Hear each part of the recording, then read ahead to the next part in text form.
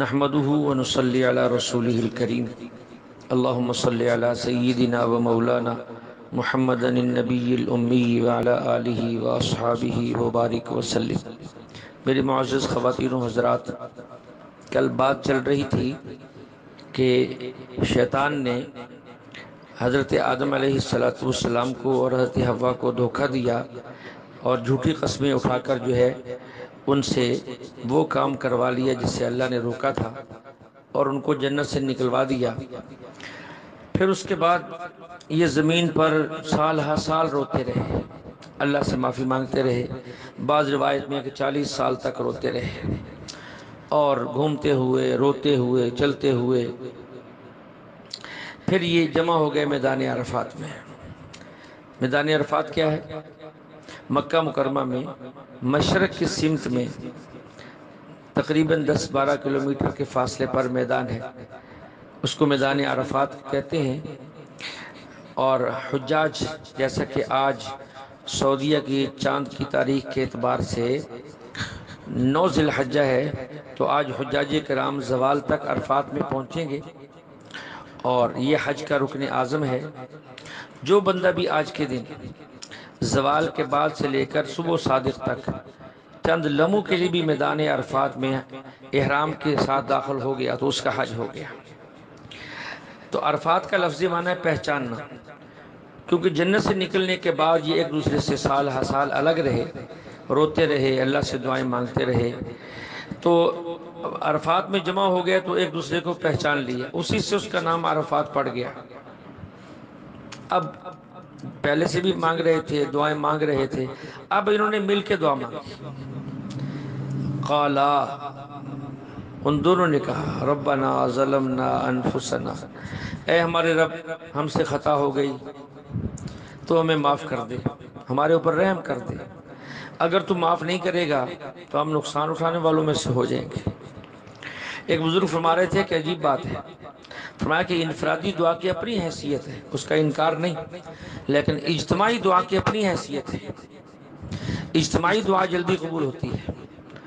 اجتماع کے اندر اللہ کے مختلف قسم کے بندے ہوتے ہیں، کوئی نیک ہے، کوئی صالح ہے، کوئی بڑا بزرگ ہے، کوئی چھوٹا بزرگ ہے، کسی کا تعلق اللہ سے زیادہ ہے، کوئی ایسا مسکین ہے بظاہر دیکھنے میں بکھرے بالوں والا ہے، گرد آلود چہرے والا ہے، لوگوں کے ہاں اس کی کوئی حیثیت نہیں، لیکن اللہ کے ہاں اس کی بڑی حیثیت ہوتی ہے۔ تو اجتماعی دعا کا ایک اپنا مقام ہے۔ فرماتے تھے کہ 40 سال تک یہ الگ الگ روتے رہے، اللہ کی طرف سے کوئی جواب نہیں آیا، اور جب یہ اکٹھے ہو گئے دونوں نے مل کے دعا مانگی، قالا تسنیہ ہے، تو اللہ نے ان کی دعا قبول کر لی اور اللہ نے ان کو معاف کر دیا۔ تو یہ دعا اس سورت کے اندر موجود ہے، تو ہمیں بھی یہ دعا مانگتے رہنا چاہیے، بلکہ کبھی کبھار ہم گھر کے لوگ مل بیٹھے اور مل کے دعا مانگیں، کبھی علماء کے پاس چلے جائیں ان سے دعا مانگیں، اللہ والوں کے پاس چلے جائیں ان سے دعا کروائیں، کبھی طالب علموں سے دعا کروائیں، کبھی نیک صالح لوگوں سے، کبھی غریب لوگوں کو کچھ کھانا کھلا کر ان سے اپنے لیے دعا کروائیں۔ تو مل بیٹھ کر دعا مانگنا، اجتماعی دعا اس کی اپنی حیثیت ہے اور انفرادی دعا کی اپنی حیثیت ہے، دونوں ٹھیک ہے۔ اس آیت سے بعض لوگوں نے ایک مسئلے کا استدلال کر لیا ہے اور غلط استدلال کیا ہے۔ وہ دھوکہ کیا دیتے ہیں، کہتے ہیں دیکھیں جی حضرت آدم علیہ السلام نے بغیر وسیلہ کے دعا مانگی، انہوں نے ڈائریکٹ اللہ تعالیٰ سے کہا اللہ ہمیں معاف کر دے، ہم نے خطا کی، ہم نے غلطی کی، اللہ نے معاف کر دیا، تو کوئی وسیلہ نہیں دیا، تم وسیلوں سے کیوں دعا مانگتے ہو؟ اب آیت تو قرآن کی پڑھتے ہیں، مطلب اپنا بیان کرتے ہیں، تو میں گزارش کرتا ہوں یہاں 2 باتیں۔ پہلی بات یہ ذہن میں رکھیں، کیا یہ کوئی اصول یا قانون ہے کہ جو چیزیں پہلے انبیاء کی شریعت میں ناجائز تھیں وہ ہماری شریعت میں بھی ناجائز ہوں، یا جو چیزیں پہلے انبیاء کی شریعتوں میں جائز تھیں وہ ہماری شریعت میں بھی جائز ہوں؟ ایسا تو کوئی اصول نہیں ہے۔ کتنے مسائل ایسے ہیں کہ پہلے انبیاء علیہ السلام کی شریعتوں میں جائز تھے، ہماری شریعت میں ناجائز ہے۔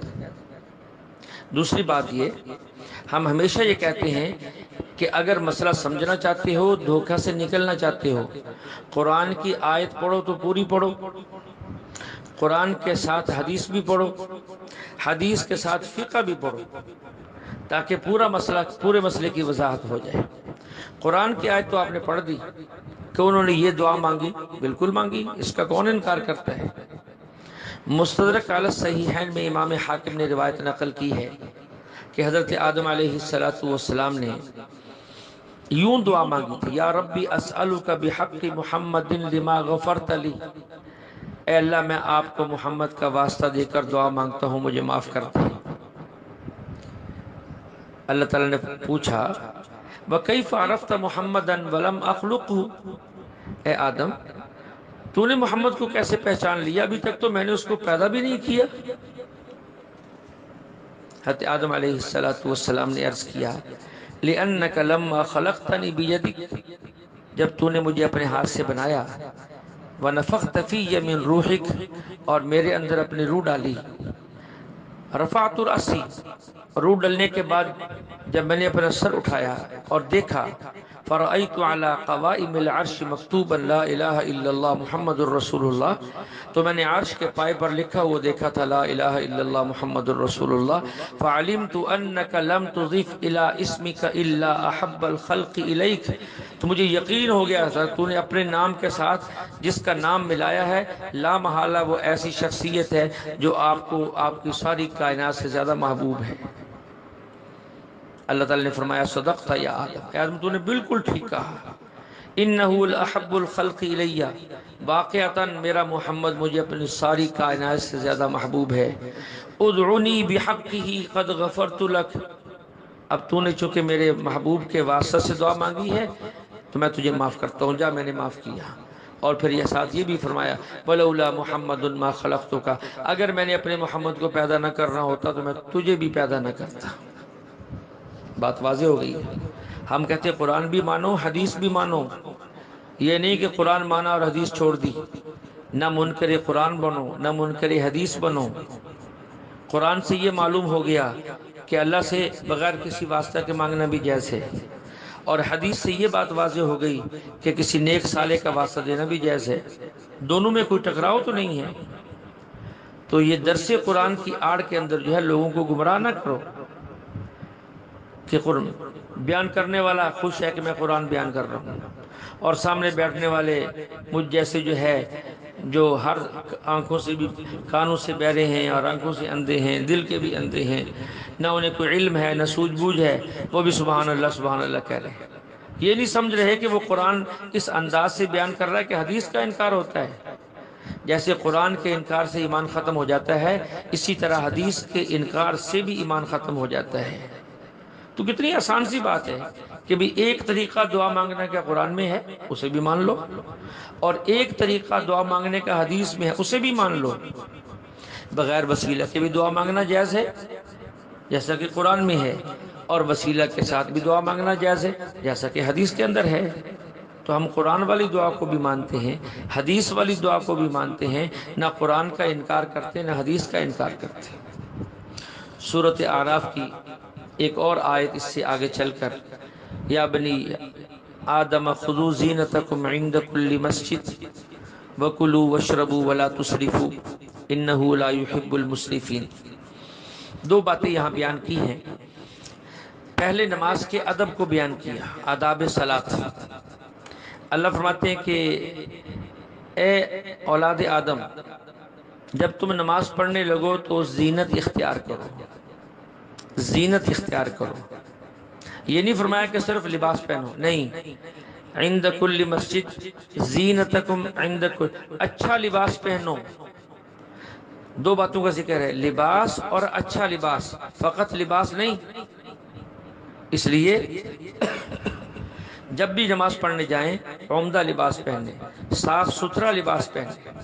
فقہاء کرام نے ایک مسئلہ لکھا ہے، اگر انسان اچھا لباس نہ پہنے اور ایسے لباس پہن کر نماز پڑھنے چلا جائے جس لباس کو پہن کر انسان اپنی محترم معزز مجلس میں اور محفل میں اور تقریب میں جانے کو پسند نہیں کرتا تو اس لباس کے ساتھ نماز مکروہ ہے۔ اور ہم ایسے سوچتے ہیں جو لباس ساری رات پہن کے سوتے رہتے ہیں صبح اسی کے ساتھ نماز پڑھ لیتے ہیں، پھر دفتر جانے سے پہلے نیا لباس پہنتے ہیں، بازار جانے سے پہلے نیا لباس پہنتے ہیں، فیکٹری جانے سے پہلے نیا لباس پہنتے ہیں، تو یہ ٹھیک نہیں ہے۔ نماز کے لیے عمدہ لباس پہنا جائے، ایک سوٹ صاف ستھرا استری کر کے لٹکایا ہو، فجر کے وقت بندہ اٹھا ہے، وضو کیا ہے، صاف ستھرا لباس پہنے، خوشبو لگائے، اللہ کے سامنے جا کر کھڑا ہو۔ لوگوں کی محفل میں جاتے ہوئے شرم آتی ہے کمزور لباس پہن کر، تو اللہ کی جو دربار ہے اس سے بڑا کوئی دربار ہے ہی نہیں، تو وہاں جاتے ہوئے ہمیں شرم کیوں محسوس نہیں ہوتی؟ اس لیے میری گزارش ہے دوستوں سے، سارے سننے والوں سے، کہ نماز کے وقت میں عمدہ لباس پہنا جائے، صاف ستھرا لباس، بے شک نماز پڑھ کے آپ اتار کے پھر وہی پہن لے جس میں آپ نے کام کرنا ہے۔ اور خصوصاً ہمارے یہ محنت مزدوری کرنے والے جو مزدور ہیں، اللہ ان کی محنت میں برکت دے، یہ ورکشاپوں میں نوجوان کام کرتے ہیں، کپڑے میلے ہوتے ہیں، تو انہیں چاہیے کہ وہ لباس جو شام کو یہ گھر جاتے ہوئے بدل کے جاتے ہیں، نماز کے وقت میں بدل کے آئیں اور جا کر پھر بدل لیں۔ تو قرآن کا یہ حکم ذہن میں رکھیں، دو چیزوں کا حکم ہے۔ لباس کی دو خصوصیتیں ہوتی ہیں، قد انزلنا علیکم لباسا یواری سوآتکم وریشا، ایک تو لباس سے انسان کا ستر چھپتا ہے، دوسرا وہ زینت کا سبب ہے۔ ہم نے ستر بھی چھپانا ہے کیونکہ اس کے بغیر بھی نماز نہیں ہوتی، اور لباس بھی ایسا پہنے جو زینت کا باعث ہو، اس لیے کہ زینت کے لباس کا اللہ نے حکم دیا ہے، اس سے اللہ خوش ہوتے ہیں۔ تو اس لیے ہم مسجد میں جاتے ہوئے عمدہ لباس پہنے، خوشبو لگا کر جائیں۔ اللہ ہمیں سوجھ بوجھ عطا فرمائے۔ اسی آیت کا دوسرا حصہ وَكُلُوا وَاشْرَبُوا وَلَا تُسْرِفُوا، کھاؤ اور پیو۔ اللہ نے یہ نہیں فرمایا کیا کھاؤ کیا نہ کھاؤ، نہیں فرمایا کھاؤ اور پیو۔ ہمارے بزرگوں میں مفتی محمد شفیع صاحب رحمۃ اللہ علیہ فرماتے ہیں ایک اصول بیان کیا گیا ہے، اصول کیا ہے کہ اللہ نے جتنی چیزیں پیدا کی ہیں وہ ساری انسان کے لیے استعمال کرنا جائز ہے، جو کچھ زمین میں پیدا کیا ہے سب حلال ہے، سب جائز ہے۔ اب حرام کے لیے دلیل چاہیے، حلال کے لیے دلیل نہیں چاہیے۔ بھئی یہ درخت اس کا پتہ کھانا حلال ہے کہ نہیں، یہ پھل کھانا حلال ہے نہیں، اس کے لیے دلیل، اب دلیل اس کے لیے چاہیے کہ حرام کون سا ہے، اس سے بچ جائیں گے۔ تو اللہ نے مختلف جگہوں پر بہت سی چیزیں بیان کر دی ہیں، آپ علیہ السلام نے بہت سی چیزیں بیان کر دی ہیں، قرآن میں بھی ہم پڑھ رہے ہیں کہ خنزیر حرام ہے، دم مسفوح حرام ہے، مردار حرام ہے، جوئے کے تیروں والا گوشت حرام ہے، غیر اللہ کے نام پہ ذبح کیے ہوئے جانور حرام ہے، شراب حرام ہے، جوا حرام ہے۔ اب یہ بہت ساری چیزیں جو ہے اللہ نے حرام کر دی ہیں کہ ماں سے رشتہ نہیں ہو سکتا، بہن سے نہیں ہو سکتا، بیٹے سے نہیں ہو سکتا، فلاں سے۔ تو اصول یہ ہے کہ جو اللہ نے پیدا کیا وہ سب جائز اور حلال ہے۔ اب جس پر حرام ہونے کی دلیل ملتی جائے گی اسے ہم چھوڑتے جائیں گے، جس پر دلیل نہیں ملے گی وہ حلال ہی رہے گا۔ صحابہ اس بات کو سمجھتے تھے اور اسی کے مطابق عمل کرتے تھے۔ آج ہم جو ہے وہ اپنی طرف سے ہی بہت سی باتیں گھڑ لیتے ہیں۔ حضرت عمر فاروق رضی اللہ عنہ خلیفہ دوم، جن کے بارے میں اللہ کے نبی فرماتے ہیں لو کان بعدی نبی لکان عمر، اگر میرے بعد کوئی نبی ہوتا تو عمر ہوتا، جن کے بارے میں اللہ کے نبی علیہ السلام نے فرمایا عمر جس راستے پہ قدم رکھتا ہے شیطان اس راستے کو چھوڑ جاتا ہے۔ صحابہ کے ساتھ جا رہے ہیں جنگل میں، پانی کی ضرورت ہے، وضو بھی کرنا ہے، پینا بھی ہے، چلتے چلتے ایک چھوٹا سا پانی کا تالاب سا آ گیا۔ اب وہاں دیکھا ایک دیہاتی بندہ پھر رہا ہے، ایک صحابی نے آواز دی کہ بھائی بتاؤ یہ پانی پاک ہے نہ پاک ہے، یہاں کوئی درندے تو پانی نہیں پیتے۔ حضرت عمر نے فوراً آواز دی کہ بھائی نہیں بتانا، ان کو نہیں بتانا۔ فرمایا کیا بات ہے؟ اللہ نے ایک حکم دیا کہ تمہارے لیے ہر چیز حلال ہے، تم اس سے پیو، اس سے وضو کرو، ہاں جب تمہیں کوئی آ کر خود بتا دے کہ بھائی یہ پانی پاک نہیں ہے اس وقت رک جانا، پہلے خام خواہ کیوں پوچھ کر اپنے اوپر مصیبت ڈالتے ہو؟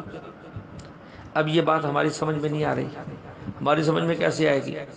ہمارے یہاں تو پانی کی وسعت ہے، وافر پانی ہے، موٹریں لگی ہوئی ہیں، نلکے لگے ہوئے ہیں، گھر کے پانی سے چھوڑ کر ہم تو منرل واٹر پیتے ہیں، اور وہ بھی اپنے ملک کا نہیں دوسرے ملکوں سے منگوا۔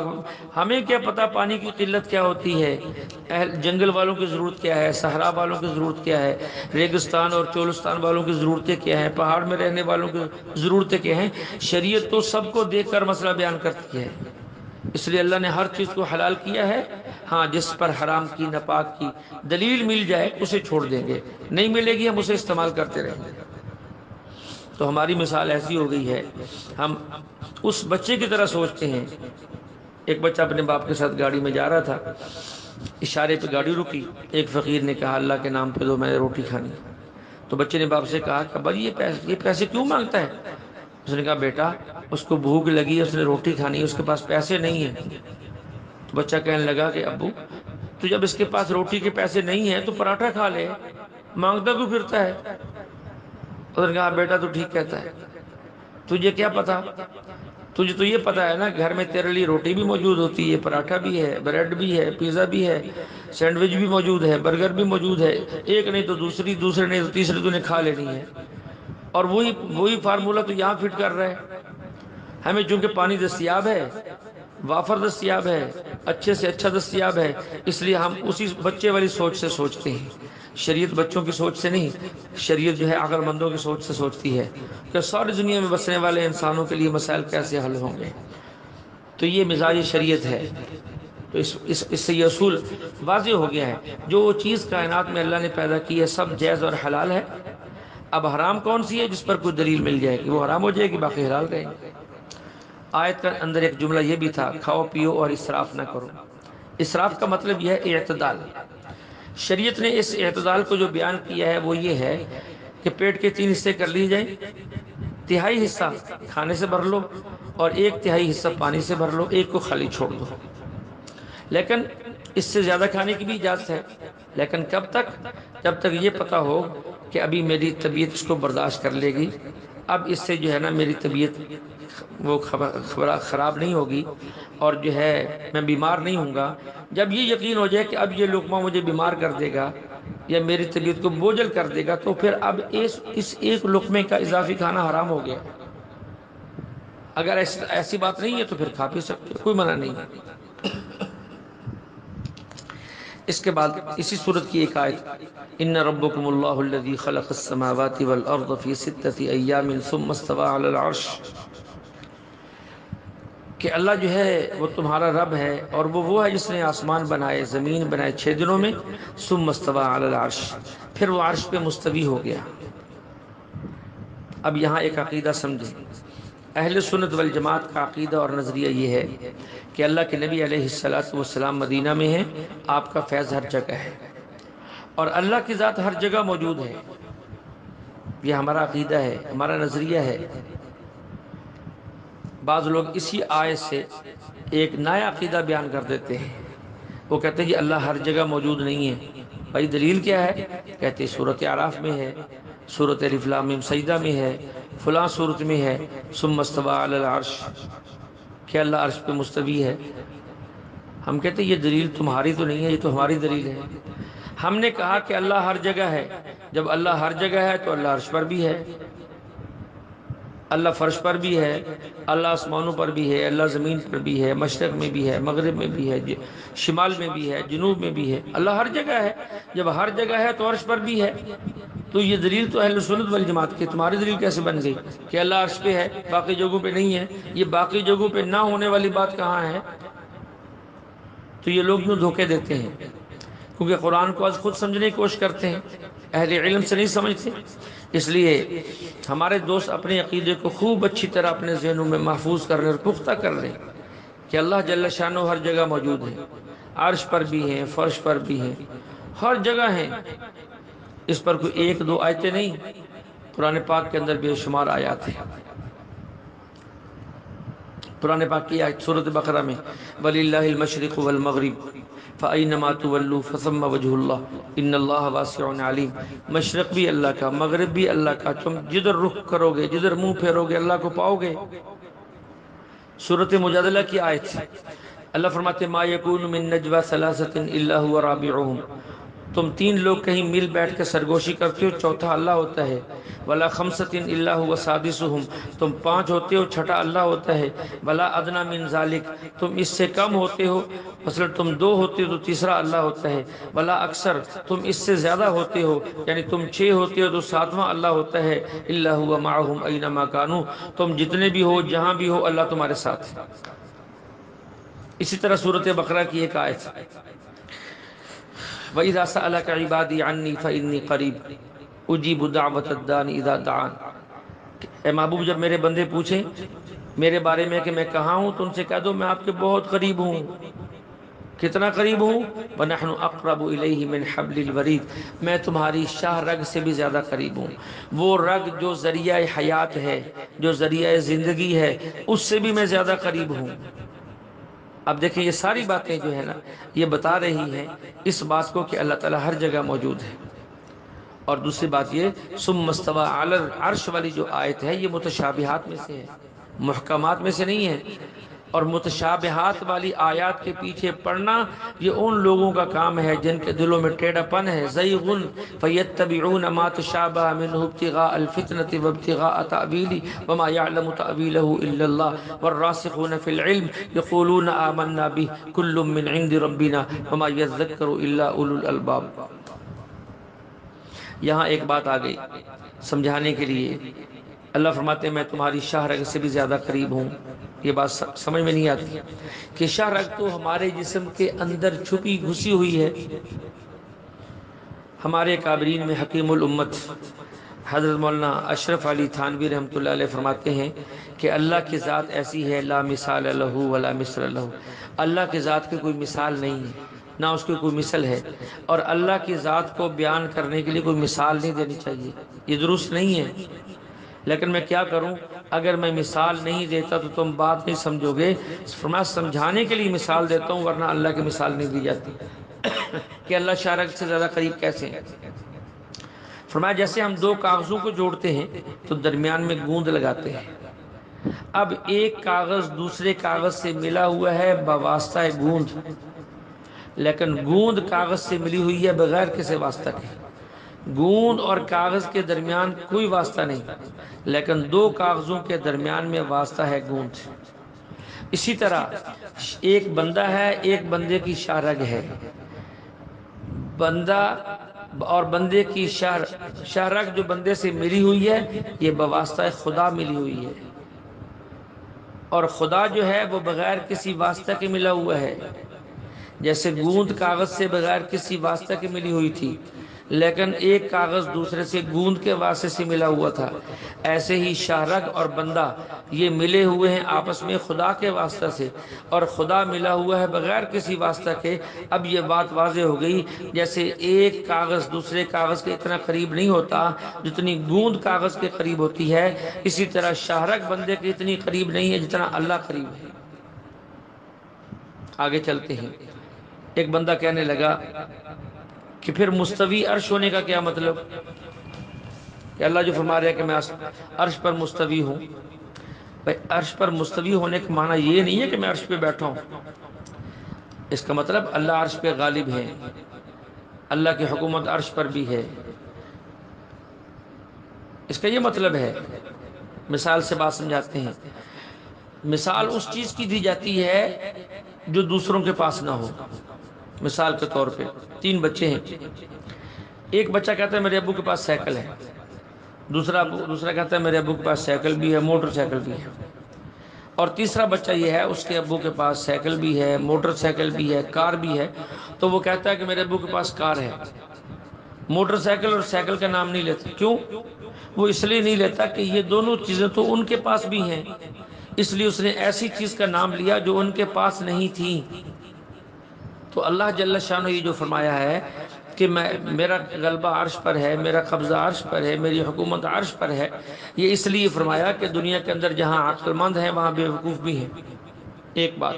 دوسری بات، حقیقت میں تو ساری مخلوق پر جو ملکیت ہے وہ اللہ کی ہے، لیکن ظاہری طور پہ ملکیت بندوں کی بھی ہے۔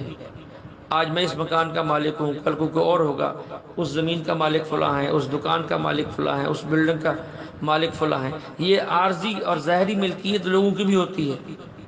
اگر اللہ تعالیٰ یوں فرماتی یہ مکان میرا ہے تو کوئی بندہ کہہ سکتا مکان تو میرا بھی ہے، کیونکہ ظاہری ملکیت تو ہے۔ اللہ تعالیٰ کہتے ہیں کہ یہ پانی میرا ہے تو بندہ کہتا ہے یہ تالاب میرے پاس بھی ہے، کیونکہ ظاہری ملکیت تو اس بندے کی ہے۔ اللہ تعالیٰ کہتا ہے میں کائنات کا مالک ہوں تو بندہ کہتا ہے یہ پلازہ میرا بھی ہے۔ تو اللہ تعالیٰ نے ایسی بات ارشاد فرمائی کہ اس کے جواب میں کوئی بندہ کچھ کہہ نہ سکے۔ فرمایا ثم استوى علی العرش، تم اپنی ظاہری ملکیت کو میرے سامنے ظاہر کر رہے ہو زمین پر، اور میرا غلبہ صرف زمین پر نہیں، میرا غلبہ تو عرش پر بھی ہے۔ فرش پر بھی میرا غلبہ ہے لیکن عرش پہ میرا غلبہ ہے۔ اللہ صرف اس بات کو بیان کر رہے ہیں۔ اس کا یہ مطلب نہیں کہ اللہ عرش پہ بیٹھے ہوئے ہیں، الیاذ باللہ، قطعاً نہیں۔ اللہ ہر جگہ موجود ہے، اللہ کے بیٹھنے کی کوئی جگہ نہیں ہے۔ یہاں مجھے ایک واقعہ یاد آ گیا۔ میرے محسن، میرے مربی، حجت اللہ فی الارض حضرت مولانا محمد امین صفدر اکاڑوی رحمۃ اللہ علیہ فرمانے لگے کہ ہم عمرے پہ تھے، مسجد نبوی کی طرف جا رہے تھے، راستے میں ایک غیر مقلد بیٹھے ہوئے، ہر گزرنے والے پاکستانی، انڈین، بنگلہ دیشی سے جو اردو جانتے تھے پوچھتا، بھائی کدھر جا رہے ہو؟ اگر کوئی کہتا کہ مسجد نبوی جا رہے ہیں تو ہاں ٹھیک ہے ٹھیک ہے۔ اگر کوئی کہتا جی ہم روضہ رسول پہ جا رہے ہیں سلام پیش کرنے، کہتا نہیں نہیں یہ جائز نہیں ہے، نہیں روضہ رسول کی نیت کر کے نہیں جانا، یہ منع ہے۔ مسجد نبوی کی نیت کر کے جاؤ اور پھر سلام بھی پیش کر لینا، لیکن یہاں سے روضہ رسول کی نیت کر کے جانا جائز نہیں ہے۔ حسماتے کہ میں بھی رک گیا، میرا ساتھی بھی رک گیا۔ میں نے اس سے پوچھا کیا روضہ رسول کی نیت کر کے جانا ناجائز ہے؟ کہتا جی ہاں ناجائز ہے۔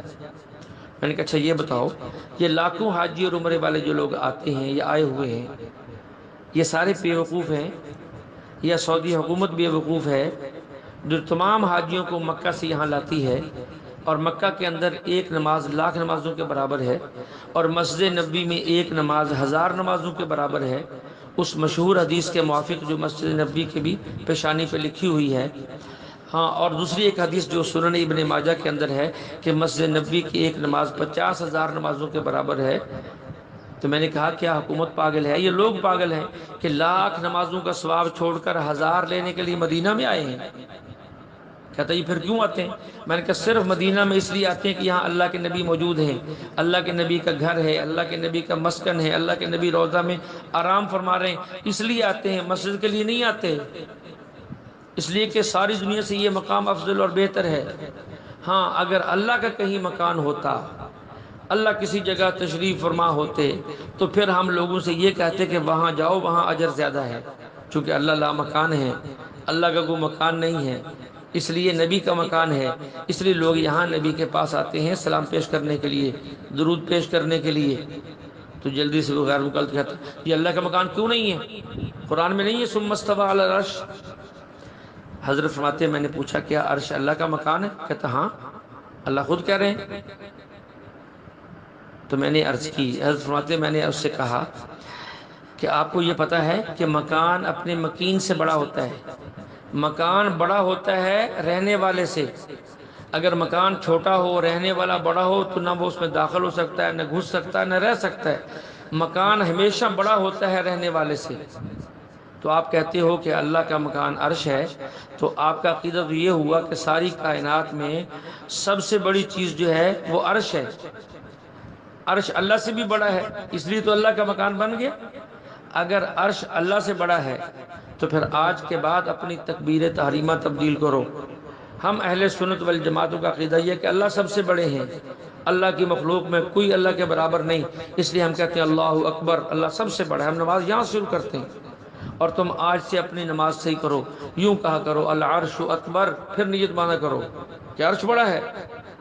اگر عرش کو بڑے مانتے ہو تو خدا چھوٹا ہو گیا، ایمان گیا، اور اگر اللہ بڑے ہیں تو عرش اللہ کا مکان نہیں ہو سکتا، اس لیے کہ مکان ہمیشہ مکین سے بڑا ہوتا ہے۔ تو اس طرح یہ لوگ دھوکہ دیتے رہتے ہیں، پڑھتے آیت ہیں، پڑھتے قرآن ہیں، لیکن معنی مطلب اپنی طرف سے بیان کرتے ہیں، جس سے عام بندہ جو ہے پریشان ہو جاتا ہے۔ اس لیے اس بات کو اچھی طرح ذہن نشین کر لیں کہ اللہ کی ذات ہر جگہ موجود ہے، اور اللہ کا عرش پہ غلبہ ہے، اللہ کی عرش پہ حکومت ہے، جیسے کہ مخلوق کی ہر چیز پہ اللہ کی حکومت ہے۔ بس اس کا یہی مطلب اور مفہوم ہے۔ مزید باریکیوں میں جانے سے ویسے بھی اللہ نے منع کیا ہے کہ متشابہات آیتوں کے اندر زیادہ اس کی عمق اور تحقیق کے اندر نہ پڑا جائے۔ اللہ جل شانہ سے دعا ہے اللہ ہمیں کلام مقدس کو سمجھنے کی توفیق عطا فرمائے۔ وآخر دعوانا ان الحمد للہ رب العالمین۔